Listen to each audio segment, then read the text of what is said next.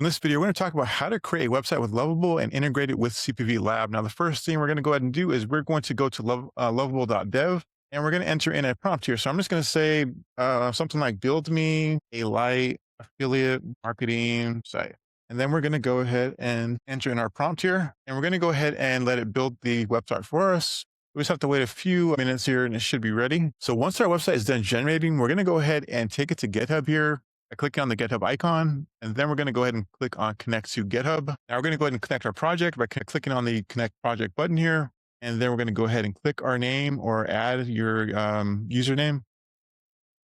And I'm going to go ahead and click on transfer anyway. And then we should have our GitHub account connected. Okay, so now we're going to go ahead and go back here for a second. And then we're going to go ahead and click on the GitHub icon here.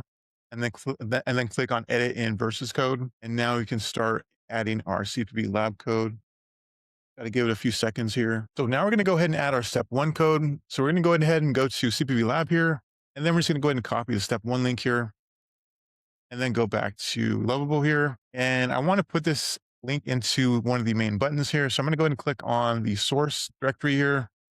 And then go ahead and add it. So I think we have to go to components. I think they put the button in the hero section here. All right, so I'm going to go ahead and create an anchor tag. And then we'll close this with a closing anchor tag. And I just need to go ahead and put this right here. And then we're going to go ahead and continue to the next part of this. So once I have the link in on any button or any items that I like to take the user to the offer page with, I'm going to go ahead and enter in the or copy the step 2 code and then go back to Lovable here.